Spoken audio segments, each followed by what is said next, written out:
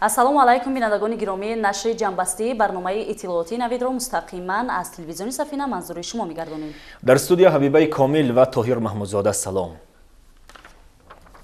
имрӯз асосгузори сулҳу ваҳдати миллӣ, пешвои миллат, президенти ҷумҳурии Тоҷикистон муҳтарам Эмомалӣ Раҳмон ба канцлери федералии ҷумҳурии федеративии Олмон Олаф Шолц барқияи табрикӣ ирсол намуданд, ки дар он омадааст.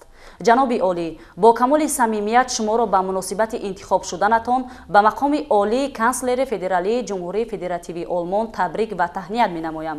бо ибрози беҳтарин таманниёт ба шумо сиҳатмандии комил дар пешбурди ваколатҳои тозаи пурмасъулиятатон ва дар амри татбиқи нақшаю барномаҳоятон ҷиҳати пешрафти Олмони дӯст дар соҳаҳои гуногуни ҳаёти ҷомеа, ҳамчунин тақвияти беш аз пеши обрӯву нуфузи он дар арсаи байналмилалӣ комёбиҳо орзумандам. Тоҷикистон алоқаманди густариши ҳамаҷонибаи робитаҳои дӯстӣ ва ҳамкориҳои судманд бо ҷумҳурии федеративии Олмон яке аз кишварҳои калидии Иттиҳоди Аврупо мебошад. дар ин замина мо хоҳони вусъати бештар бахшидан ба таъмиқу тавсияи онҳо дар ҳама самтҳои мавриди таваҷҷӯҳи тарафайн ҳастем. изҳори умед менамоем, ки бо саю эҳтироми муштарак шарикии гуногунҷанбаи кишварҳои мо минбаъд низ рушд ёфта ба сатҳи сифати нав бардошта хоҳанд шуд. лутфан, ҷаноби олӣ, эҳтироми амиқи маро бипазиред. ҳамчунин имрӯз асосгузори сулҳу ваҳдати миллӣ, пешвои миллат, президенти ҷумҳурии Тоҷикистон муҳтарам Эмомалӣ Раҳмон ба канцлери федералии ҷумҳурии федеративии Олмон дар солҳои 2005-2021 Ангела Меркел барқия ирсол намуданд, ки дар он омадааст. хонуми олиҷоҳ, бо камоли сарфарозӣ ба шумо барои дӯстии самимӣ, ҳусни эътимод ва ҳамкории пайвастатаи фаъолияти самарабахшатон ба сифати канцлери федералии ҷумҳурии федеративии Олмон сипоси амиқи инҷонибро иброз медорам. бо хотироти нек аз мулоқоту суҳбатҳое ки таи солҳои гузашта бо шумо доштам, мехостам таъкид намоям, ки мо нақши хонуми олиҷоҳро дар таҳкиму тавсеаи муносибатҳои дӯстиву ҳамкориҳои гуногунҷанбаи байни Тоҷикистон ва Олмон муҳим арзёбӣ карда ба хизматҳои шумо дар ин ҷода арҷгузорӣ намоем. умедворам, ки анъанаҳои равобити ҳасана ва шарикии байни кишварҳои мо минбаъд низ рушд ёфта, арсаҳои нави ҳамкориҳои барои ҷонибҳо судмандро фаро хоҳад гирифт. ба шумо сиҳатмандии комилу саодати рӯзгор ва ба мардуми дӯсти Олмон пешрафту шукуфоии рӯзафзун орзумандам.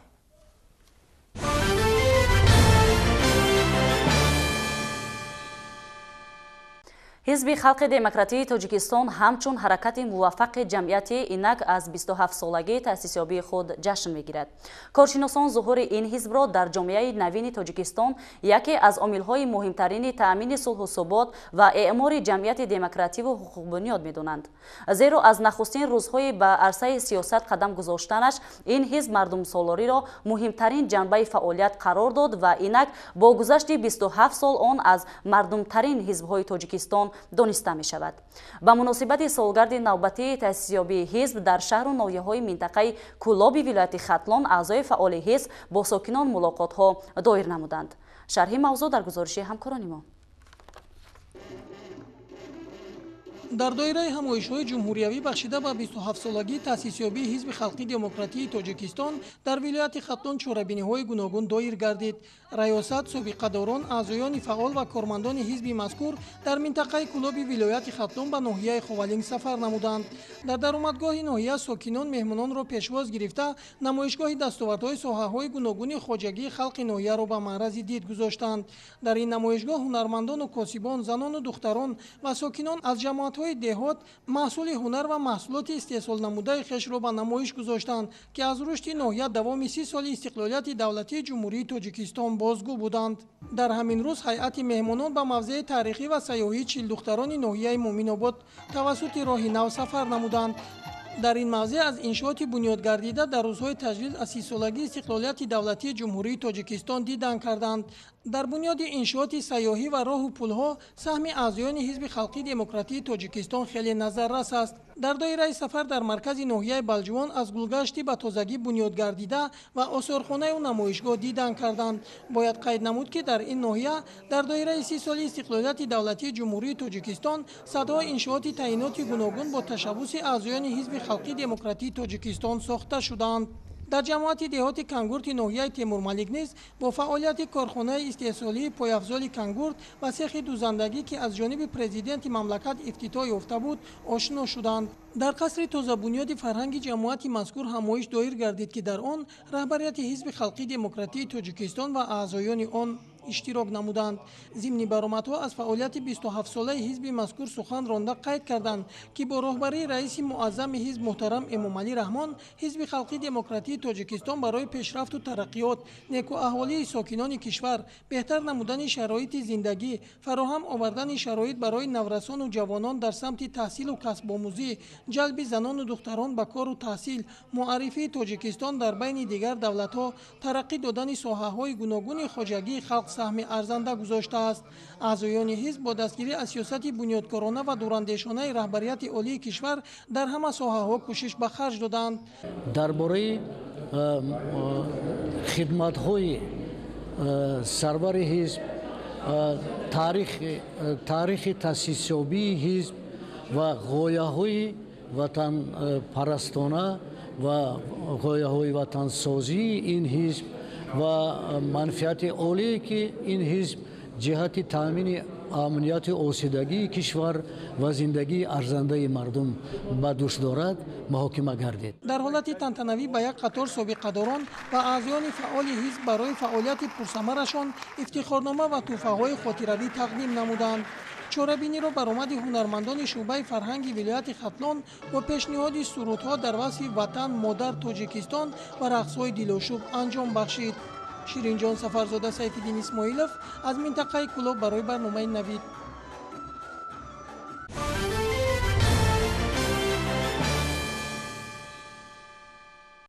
ҳамин гуна як ҷамъомади идона дар шаҳри леваканди вилояти Хатлон баргузор гардид. дар ин ҳамоиш аз нақши мондагори ҳизби халқии демократии Тоҷикистон дар суботи саросарии ҷомеа ва саҳми он дар бунёди давлати рӯ ба рушд ёдоварӣ карда шуд. ҳамкоронамон аз ҷараёни ин ҷамъомад гузориш медиҳанд. бахшида ба 27-мин солгарди ҳизби халқии демократии Тоҷикистон дар қасри фарҳанги шаҳри Леваканд таҳти унвони нақши пешвои муаззами миллат муҳтарам Эмомалӣ Раҳмон дар рушди босуботи Тоҷикистон ҳамоиш баргузор гардид ки дар кори он муовини раиси шаҳр, вакилони халқӣ, роҳбарони ташкилотҳои ибтидоии ҳизбӣ ва донишҷӯёну омӯзгорон иштирок намуданд.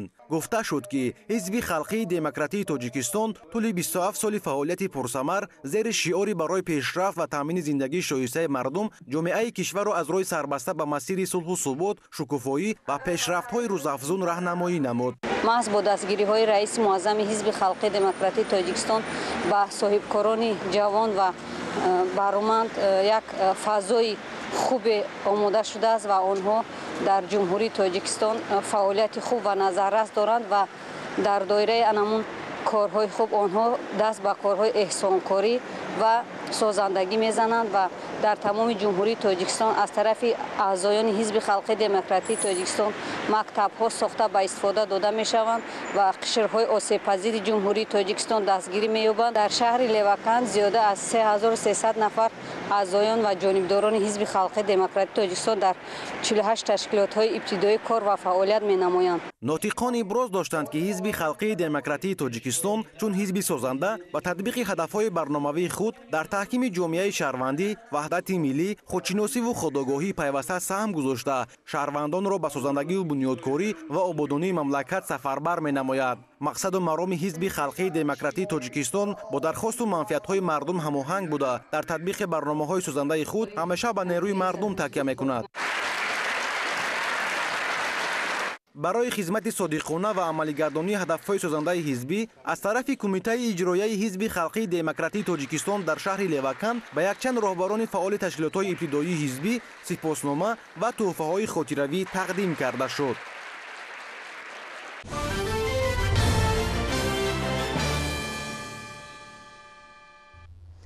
даври ниҳоии озмуни ҷумҳуриявии фуруғи субҳи донои китоб аст дар толорҳои китобхонаи миллии Тоҷикистон идома дорад. пас аз хонандагони муассисаҳои таҳсилоти миёнаи умумӣ ва донишҷӯёни донишгоҳи донишкадаҳо акнун навбат ба кормандони касбу кори гуногун расид. тавре ҳамкорони мо иттилоъ медиҳанд, аз миёни қишрҳои гуногуни ҷомеа ҳам довталабони зиёде дар ҳамаи номинатсияҳои озмун ширкати фаъолона доранд. дар номинатсияҳои адабиёти классикӣ, адабиёти муосир, адабиёти бачагона, адабиёти ҷаҳонӣ озмуни ҷумҳуриявии фуруғи субҳи доноӣ китоб аст ки дар Китобхонаи миллии Тоҷикистон даври ниҳоии он ҷараён дорад. Пурсиши хонандагони мактабҳои миёна ва донишҷӯёни муассисаҳои таҳсилоти олӣ ба анҷом расида, санҷиши донишу маҳорати омӯзгорон, кормандони касбу кори гуногун ва дигар қишри аҳолӣ идома дорад. Гулчеҳра Самадова аз зумраи иштирокчиёнест ки дар озмун ҳамчун омӯзгор аз ноҳияи Вахш дар номинатсияи адабиёти ҷаҳон ширкат дорад. Тавре худи ӯ иброз дошт: ман ҳамаи адабиётро дӯст медорам ва маҳз дар озмун аз рӯи ҳамин номинатсия иштирок кардам. Зеро бо мутолиаи адабиёти гуногуни ҷаҳонӣ дар қалби инсон нуре бедор мешавад ки тавассути он метавон зиндагиро бо нигоҳи нав дид. ман аз асарҳои адабиёти ҷаҳон бештар асарҳои рус, асарҳои Прибалтика, асарҳои Амрико ва Европаро мутолиа кардам. ба фикри ман ин асарҳо барои ҳаёти инсон бениҳоят як чизҳои лозимия барои зиндагии инсон, барои аз таҷрибаи ин хел олимон, ин хел шоиру нависандагон як баҳра гирифтан ин як комёбист ва бениҳоят мехостам ки кулли мардум китоб хонанд. Китобхона дорухонаи қалб аст, китоб ғизои маънавист. Зеро инсон баъди мутолиа худро хушҳолу болида эҳсос мекунад. Шахс бояд пайваста китоб хонад то бедордилу комёб гардад, мегӯяд Муҳаммадвафо Муҳаммадниҳолов, иштирокчии дигар аз ноҳияи Ишкошимӣ вилояти Мухтори Кӯҳистони Бадахшон, ки дар озмун аз рӯи номинаи адабиёти классик ширкат дошт. Мавсуф изҳор дошт ки ба ҳар суоле ки доварон пешниҳод карданд, то ҷое тавонист посух гуфт. рафти озмун ҳамин би ки он чизе ки дар номинатсия аст, аз рӯи ҳамин номинатсия баромад кардам. Ман аз ин қаноатманд ҳастам. Дар асоси ҳамин номинатсия ҳамун саволҳо доданд, ман ҷавоб додам. Он чизе ки дониш буд, амуро гуфтем. ҳаминак то анҷоми даври ниҳоии озмуни ҷумҳуриявии фуруғи субҳи доноӣ китоб аст, рӯзҳои ба шумор боқӣ мондааст то беҳтаринҳо дарёфту бо мукофоту ҷоиза қадрдонӣ гарданд. аз ин рӯ иштирокчиён низ ҳамарӯза кӯшиш мекунанд тибқи низомномаи озмун бо талаботи муқаррар гардида назди аъзои ҳакамон донишу малакаи худро нишон диҳанд.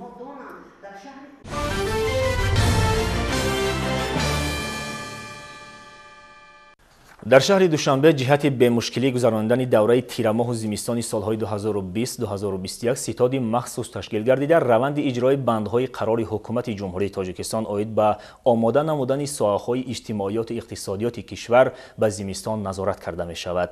натиҷа ҳамин аст ки тамоми муассисаҳои соҳаҳои маорифу тандурустии пойтахт ба пуррагӣ ба ин мавсим омода карда шудаанд. гузориши ҳамкоронамон дар ин хусус таҳия гардидааст. бо мақсади саривақт омода намудани соҳаҳои иқтисодиёт ва иҷтимоияти ҷумҳурӣ барои фаъолияти мунтазам ва самарабахш дар давраи тирамоҳу зимистони солҳои 2020-2021 тадбирҳои зарурӣ роҳандозӣ шуда тамоми муассисаҳои маорифу тандурустии ноҳияҳои шаҳри Душанбе бо маводи лозима таъмин гардиданд. иқдоми мазкур ҳанӯз дар мавсими гармо ба роҳ монда шуда дар ин самт аз ҷониби мақомоти дахлдор ситоди махсус низ ташкил шуда буд. муассисаҳои таълимии ноҳияҳои пойтахт ки аксаран бо системаи гармидиҳӣ мутамарказонида шуда пайвастанд, дар ин самт ягон танқиси надоранд. ба ин мактаби рақами 42 ноҳияи Фирдавсӣ мисол шуда метавонад ки баробари бо гармии мутамарказ пайваст гардидан мушкилоти солҳои қаблӣ ба пуррагӣ бартараф шудааст. муассисаи мо барои гузаронидани зимистон тайёрии хуб диданд. имсол маҳаллаҳои 63 ва 61 бо оби гарм таъмин гардид. аз он ҷумла дар ҳамин маҳаллаи 63 ки муассисаи мо ҷойгир шудааст бо обҳои гарм таъмин гардиданд. ҳамаи синфхонаҳои мо бо оби гарм таъмин ҳастанд. дар синфҳои гарму барҳаво хонандагони мо дарси худро хонда истоданд.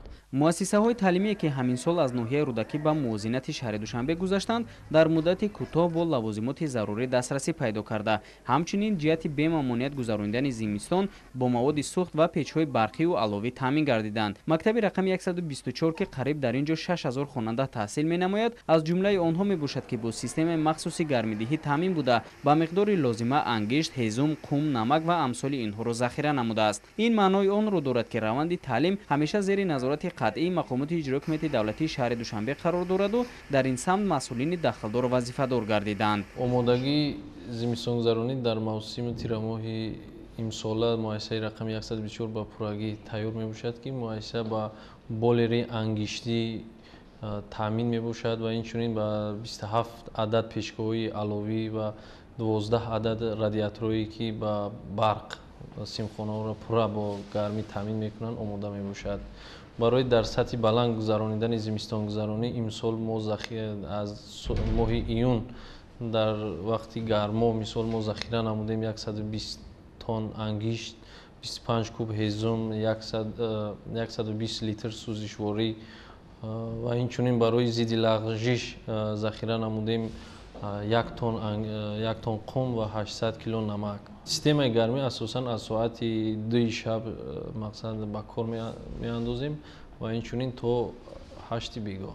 дар муддати масалан 1 соат 2 соат мисол бо омодагӣ бо тайёрӣ мебинанд. Навбатдории шабонарӯзӣ аз тарафи омӯзгорон ҳам тасдиқ карда шудааст ки ҳар шабонарӯз масалан 2 нафар омӯзгор навбатдории шабона мисол барои бехатарии муассиса навбатдорӣ мекунанд. дар муассисаҳои тиббии шаҳри душанбе низ вазъ чунин аст. аз он ки ҳама бунгоҳу марказҳои саломатии шаҳр бо системаи ягонаи гармидиҳиву болерӣ таъминанд, дар ин раванд мушкилӣ нест. дар баробари ин марказҳои саломатӣ бо ангишт, сӯзишворӣ дизелӣ ва маводи зидди лағжиш низ таъминанд. бо боварӣ комил гуфта метавонам ки муассисаи мо ба мавсими тирамоҳу зимистонгузаронии соли 2021-22 пурра омода шудааст ва айни ҳол мо то давраи саршаи омодагӣ ба зимистонгузаронӣ мо пурра хатҳои гармидиҳиро иваз кардем. айни ҳол мо аз хати гармидиҳии мо аз системаи болерӣ мегирем. ҳама рӯза ҳози гармӣ тариқи манамин система омода ҳаст, гирифта истодаи марказ ва захираҳо бошад мавҷуд ҳаст. маврид ба зикр аст ки раванди омода намудани соҳаҳои иқтисодиёт ва иҷтимоияти ҷумҳурӣ барои фаъолияти мунтазам ва самарабахш барои тирамоҳ зимистон зери назорати бевоситаи пешвои муаззами миллат муҳтарам Эмомалӣ Раҳмон қарор дорад. аз ин ҷост ки дар ин самт аз ҷониби ҳукумати кишвар ситоди махсуси ҷумҳуриявӣ ташкил гардида, назорат дар ин раванд хеле ҷиддӣ роҳандозӣ шудааст.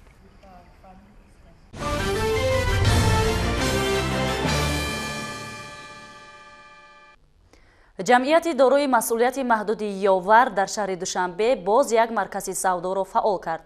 Маркази нави савдо дар кӯчаи Мирзо Турсунзода 18 ҷойгир буда бо тарҳи замонавӣ бунёд шудааст ва бо сокинону меҳмонони пойтахт дар шароити беҳтарин маҳсулоти тару тоза ва босифатро пешниҳод мекунад. ҳамкоронамон дар ин бора гузориш медиҳанд. ҷамъияти дорои масъулияти маҳдуди Ёвар дар соли ҷашнии 30-солагии истиқлолияти давлатии ҷумҳурии Тоҷикистон фаъолияташро боз ҳам васеътар намуд ва инак боз як маркази савдоро дар маркази шаҳри Душанбе барои сокинону меҳмонони пойтахт боз кард. кӯчаи Мирзо Турсунзода 18 суруғаи маркази нави савдои ин ҷамъият мебошад. дар ин маркази савдо низ ба сокинону меҳмонони пойтахт маҳсулоти тару тоза ва босифат пешниҳод карда мешавад.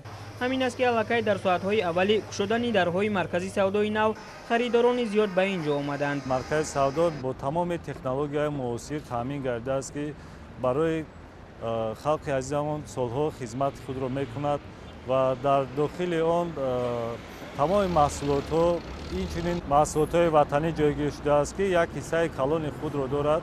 мизоҷон ва харидорон метавонанд ки тамоми маҳсулотҳоро дастрас намоянд ва инчунин дар маркази савдо бисёр пешниҳодҳои тахфифӣ ҳам ҳастанд.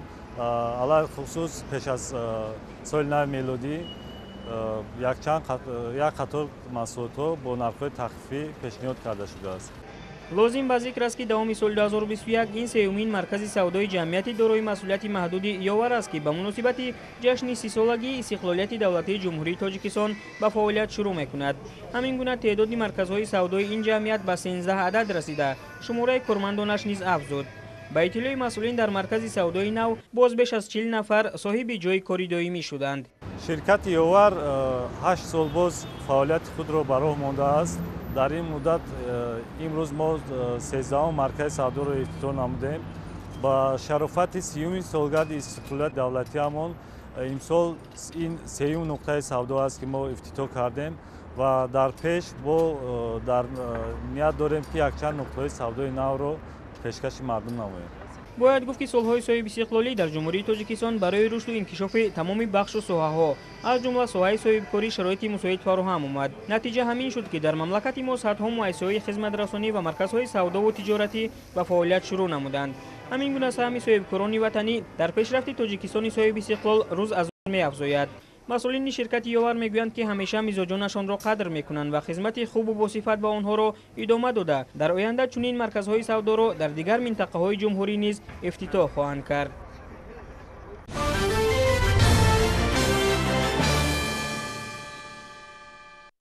کارمندان بخش حفظ محیط زیست در ناحیه واسع برای نگاه داشتن شفت شاهراه از پرتوها نقشه دارند که نیمه دوم ماه دکبر در ترمینال‌های مسافرکشانی با رانندگان واسطه‌های نقلیات و مسافران صحبت و واخوری‌ها دایر نمایند. روز استراحتی با مقصد باز هم بهتر و زیبا گردانیدن محیط طبیعتی شاهراه دوشنبه کلاب اکسیه تازگی شاهراه برگزار گردید. در این چاره‌بینی اکولوژیکی کارمندان تشکیلات و مؤسسه‌ها شرکت داشتند، مقدار زیادی پرتوها از شفت شاهراه برآورده شدند. این راهشوهای بین المللی دوشنبه کلاب خاروق کلمه قراقرم همه روز صدها автомاشین های سبکرو و بارکش از همین جا می‌گذرند. با همین واسطه هزارها مسافران داخلی و خارج کشور از منظره‌های طبیعتی زیبا و رنگین، موضع‌های دلربا و زیبا منظری کشوری بیشتازهایمان تماشا کرده غذای معنوی می‌گیرند. متاسفانه ظرف‌های پلاستیکی، قوطی‌های نوشاکی‌ها، سلافن و دیگر پرتوهایی که از جانب مسافران در شفت راه پرتافته شده‌اند، زیبایی این محیط را ویران می‌سازد. با مقصد تازگی محیط شفت شاهراه روز یکشنبه در ناحیه واسع اکسیه تازگی شاهراه گذرانیده شد. باید هر یک انسان عقل خودشکار بفرماید برای تازه نگاه داشتن محیط زیست یکون چاره بینه. به اساس هر افلاسی و هر کاغذ مثل کالا و هر چی رو در خط راه نپرته. از هر انسان وابستگی داره. حالا چه گفتم معرفت اکولوژی اهالی حالا هم که با تاریخ باید شود در اکثر آدمان رسیدگی نیست.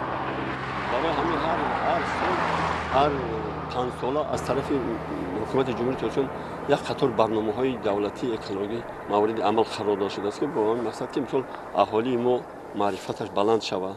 در این چاره‌بینی نمایندگان همه تشکیلات و مؤسسه‌های ناحیه اشتراک ورزیدند. کارهای پاککاری از کیلومتر 141 شاهراه که از دهه بهارستان می‌گذرد آغاز گردید. اشتراکچیان اکسیه تازگی شاهراه همین طرف تا درآمدگاه دهه گلستان پرتوهای در شاهراه خوابیده را جمع‌آوری نموده در گوشه معین شده به ضرر گردانیدند. در این روز با کمک حشرچیان راهرو و گلگشت‌های چمنستانی موضع واخوری واقع در شفت شاهراه به خیال‌ها ملایم کرده شده گل‌های صدبرگ شنانیده شدند. همچنین در چمنستان و به خیال‌ها پاروهای محلی کشانیده شد. در اکسیه تازگی شاهراه در این روز با کمک حشرچیان زیاده از 10 کیلومتر شفت شاهراه از پرتوها تازه کرده شدند. گزارش خواجه نظریف خدای نظر ظهوروف از ناحیه واسع برای برنامه اطلاعاتی نوید.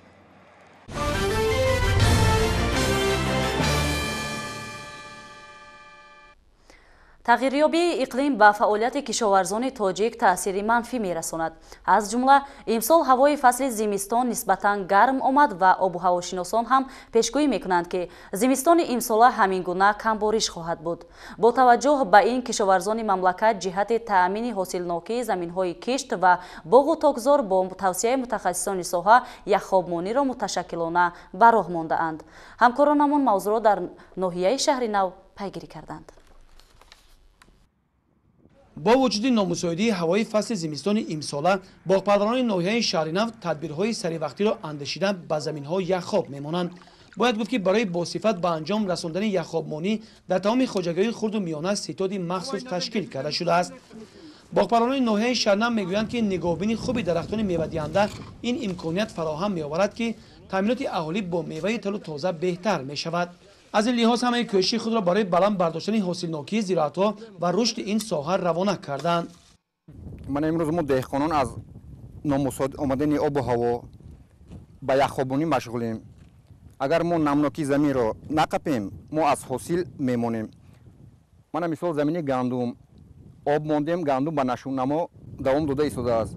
من در اینجا پیاز نهال کرده پیاز سرخی زمین عمومی هم میدان عمومی من زمین کیش 2 هکتار و 10 ساتق می باشد. از آن 60 ساتق پیاز بخی 50 сотих гандум 1 гектар боғ мебошад.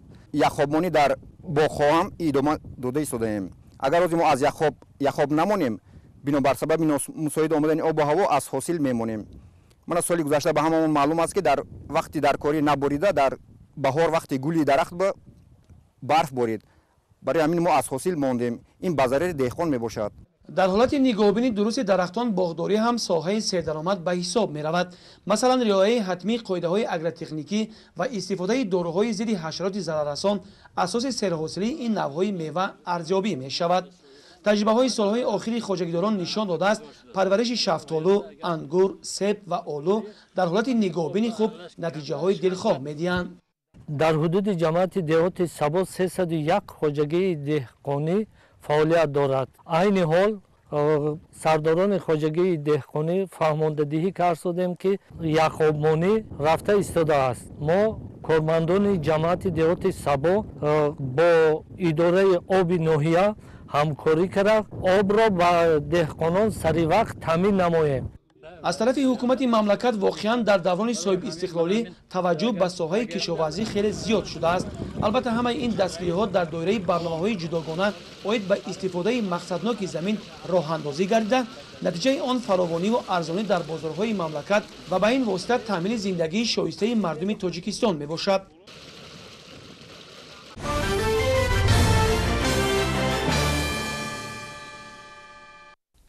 طبق معلومات پیشکی وزارت کشاورزی مملکت امسال نتیجه زحمت کشاورزان جمهوری نسبت به یک سال پیشتر خیلی بهتر است. زیرا در همه بخش‌های این ساحه استحصال محصولات نسبت به سال قبلی زیاد شده است. یک عامل اساسی بیشتر شدن محصولناکی کشاورزان جمهوری در آن است که آنها در کشت و پرورش زراعت‌های گوناگون صاحب اختیارند و مطابق به اقلیم و باد و هوا و امکانیت‌های داشته‌شان زراعت می‌کنند. مثلا گلنازه آدینه و ساکن ناحیه مسچوح ولایت سوق مدت 20 سال است که در زمین خواجگیش فقط چهارمغز زمینی می‌کارد.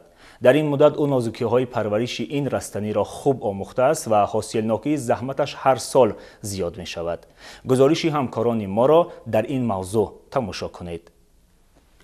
صاحبکارزن آدینه و گلناز از ناحیه مسچوح زیاد از 20 سال اینجانب همراه اعضایان عائله‌اش با پرورش و نگاهبینی چهارمغز زمینی مشغول است. سال جاری در میدان 20 سوتیق چهارمغز زمینی کشت نموده، در نتیجه درست به راه ماندن اگریتکنیکی پرورش آن نزدیک 2 تن حاصل به دست آورده است. همه ساله نو کردن تخم شدگار و نرم کنی و با نوری‌های مینرالی تامین نمودن زمین کارم، کارکرد سری وقتی نهال‌ها با زهرداروها و از علف‌های بیگانه تازه کردن میدان چهارمغز زمینی این است کفیل حاصل خوب میگوید دلناز آدینه‌ایوا.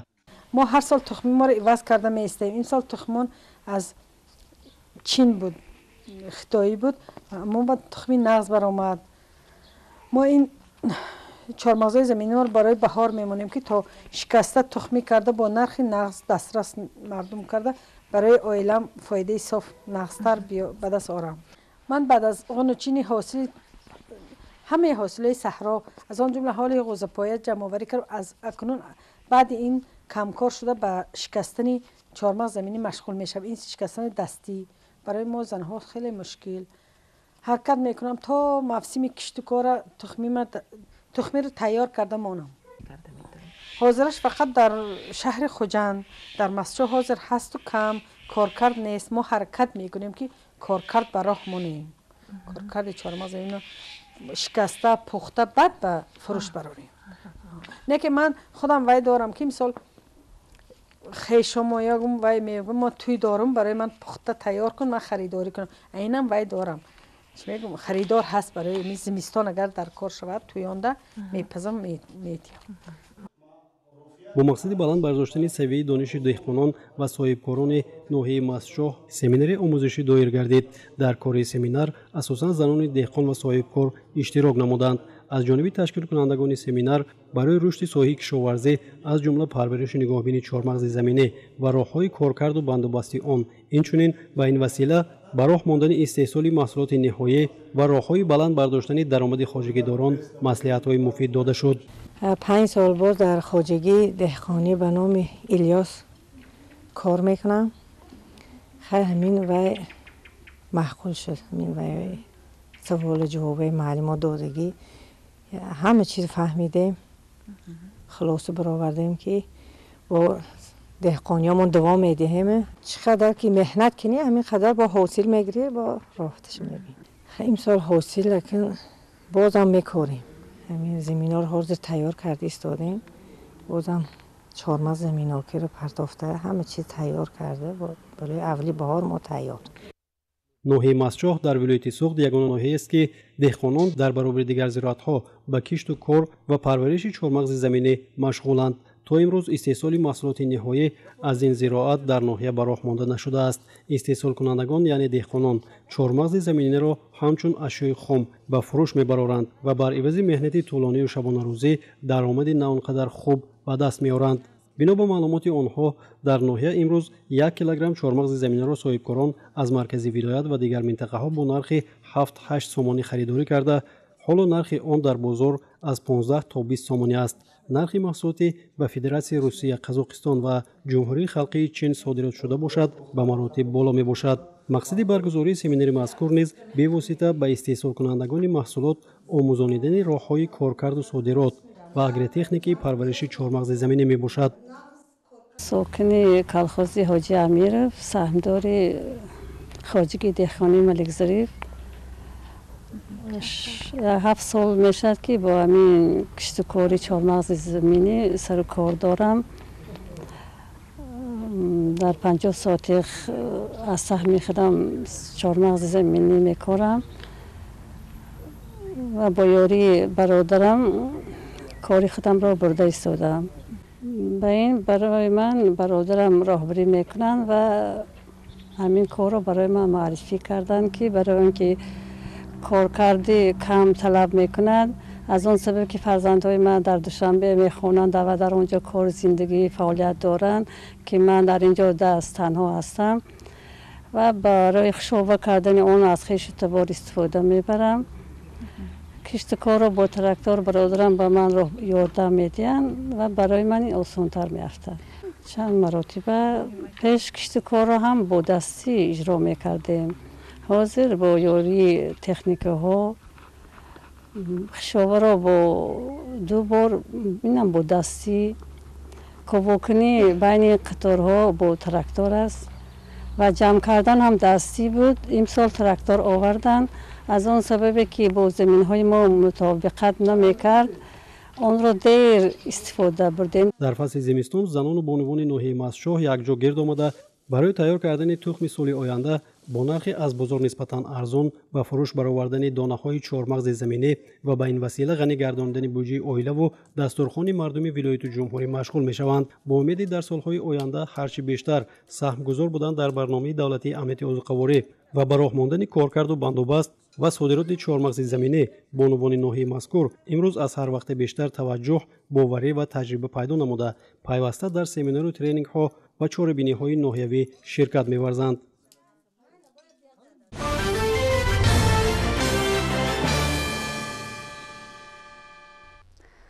در مؤسسه تحصیلات میانه عمومی رقم 3 ناحیه واسه وابسته به شرایط محل و امکانیت‌های طبیعی مؤسسه خرگوش پروری را به راه ماندند. مسئولان مؤسسه تعلیمی میگویند که با این وسیله همچنین آنها میخواهند توجه کودکان و نورسان را به دوست داشتن طبیعت و عالم حیوانات و نباتات زیاد نمایند. خواجه نظریف موضوع را ادامه می‌دهد. در دهه اغجر دهاتی به نام میرعلی محمدعلی فی ناحیه واسه نزد مؤسسه تحصیلات میانه عمومی رقم 3 پرورشگاه خرد استحصال خرگوش‌های محلی ساخته شده در عرفه استفاده بری قرار دارد. بنای مذکور از 2 حجره عبارت است. طبق نقشه در تالار کلان خرگوش‌ها نگاهبین کرده شده، حجره دیگر برای نگهداری خوراکواری پیش بینی گردیده است. خرگوشخانه که امروز ما تیار کردیم برای 30 خرگوش جا تیار کرده شده است که هر یکی آنها در علاهیدگی مخصوص خانه‌های خود را دارند که در درون جای کرده میشن و هر یک آنها علاهیده زندگی میکنند. بگیم جای استشان علاهیده میباشند. برای نگاهبین خرگوش‌ها ما آدم مخصوص جدا میکنیم که آنها رو برده از آموزش میگذرانند، طرز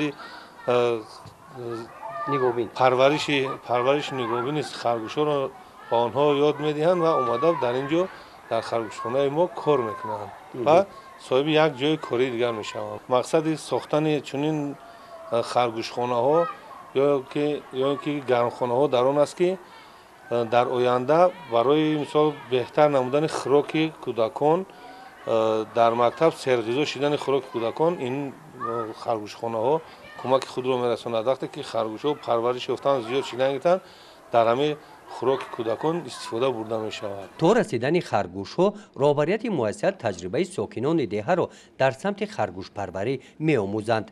در دهه اغجر در خواجگی محمد ولی سیدعلیف در این خانه‌چه 28 تا خرگوش پرورش کرده شده است. اما که محمد ولی میگوید که پرورش خرگوش کاری مشکل نیست، خوراکش هم بسیار است.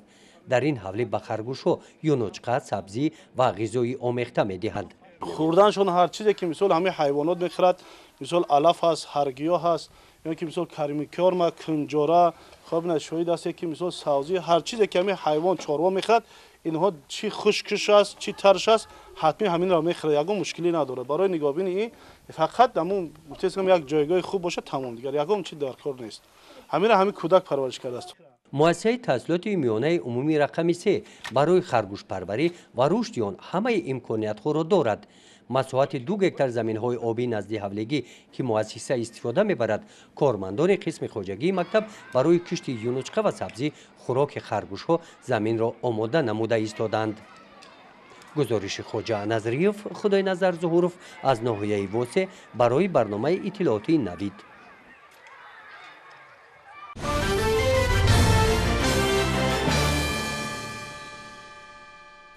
اقلیم وادی رشت برای به راه ماندن زنبور عسل پروری نهایت موافق است.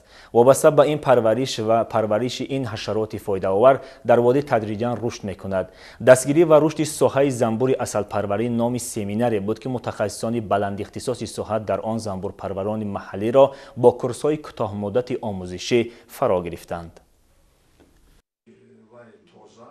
در ناحیه ترکوبا سمینار مشورت در موضوع دستگیری و رشد ساحه زنبور پروری دور گردید که در هفته آن زنبور پروران محلی از طرف متخصصان ساحه مورد آموزش یک روزه قرار داده شدند. در هفته آن راه و اصولهای معاصر رشد زنبور پروری بررسی گردیده، امکانات‌های منطقه بهره رشد ساحه همه‌جانبه تحلیل گردید. ضمناً ذکر گردید که طبیعت ناحیه که دارای هوای تازه و گل و گیاهای شفابخش است برای پرورش زنبور عسل و به دست آوردن عسل تازه بس و موافق می باشد. سمینار در دوره لایحه منطقوی مساعدت و سودا در آسیای مرکزی با ابتکار تشکیلات جمعیتی خیریه بین المللی جاوید و با دستگیری برنامه رشد سازمان ملل متحد گذرانیده شد.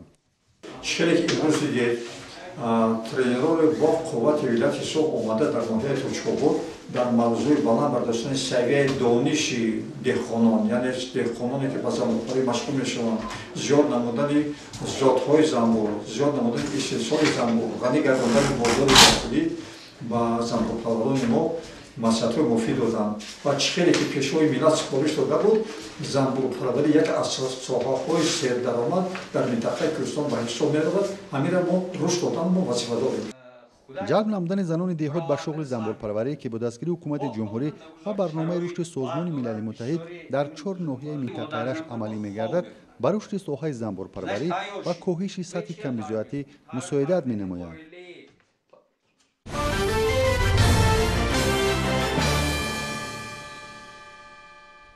در ناحیه خوالینگ تحت عنوان کتاب گنج خیردی ما محفلی ادبی برگزار گردید. در همایش فرهنگی نمایندگان اتفاق نویسندگان جمهوری تاجیکستان، ادیبان، رهبریت مقامات اجرایی حاکمیت دولتی شرکت ورزیدند. تفصیلات در گزارش نوبتی ما. در ناحیه خوالینگ محفل ادبی تحت عنوان کتاب گنج خیردی ما بخشیده به فعالیت و ایجادیات آموزگار، ادیب، روزنامه‌نگار و کشورشناس شناخته امیرخان سعیدزاده، دیرکتور آثارخانه کشورشناسی ناحیه برگزار گردید.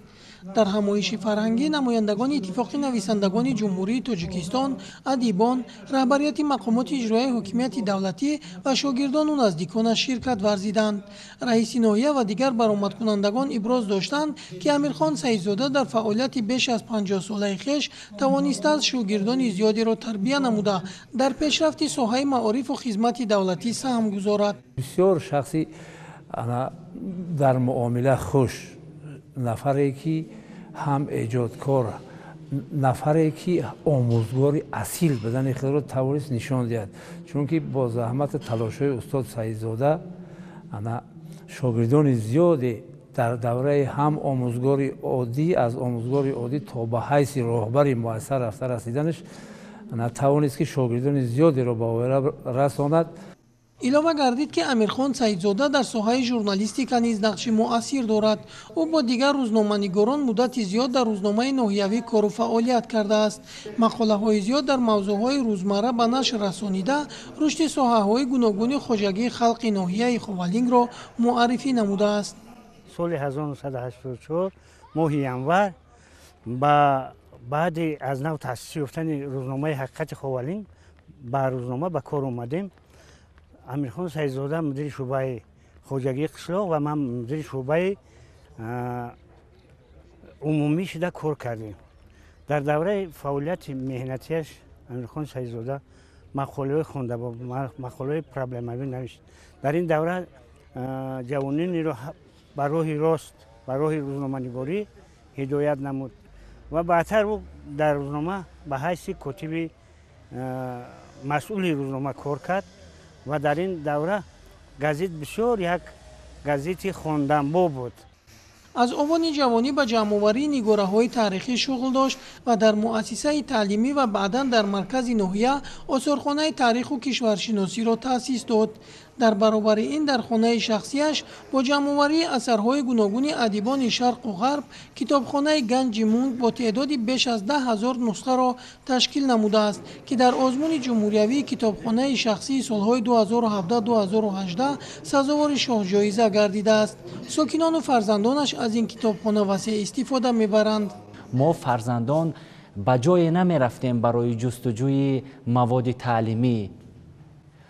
ҳамаи маводи таълимӣ, маводи фарҳангию маводи илмию маводҳои дигаре ки ҳарҳафтаина нашр мешуданд дар рӯзномаю маҷаллаҳо, инчунин китобҳое ки нашр мешуданд падарам ба мо дастрас мекунониданд. онҳо дар китобхонаамон ки бо номи ганҷи мунг буд ҷой медоданд ва тавсия мекарданд, тавсия медоданд ки ҳар яки мо дар вақтҳои муайян шуда дар баробари омода намудани дарсҳои мактабӣ боз китобҳои илмӣ, китобҳои бадеиро мутолиа намоем ва донишу малакаи худро зиёд гардонем. дар идомаи ҳамоиш ба амирхон саидзода ифтихорномаи мақомоти иҷроии ҳокимияти давлатӣ ва тӯҳфаҳо тақдим карда шуд. хонандагони муассисаҳои таълимӣ аз ашъори адиб шеърҳо қироат карданд ва барномаи фарҳангии ҳунармандони бахши фарҳанги ноҳия анҷомбахши ҳамоиш гардид. ширинҷон сафарзода, сайфиддин исмоилов аз ноҳияи ховалинг барои барномаи навид.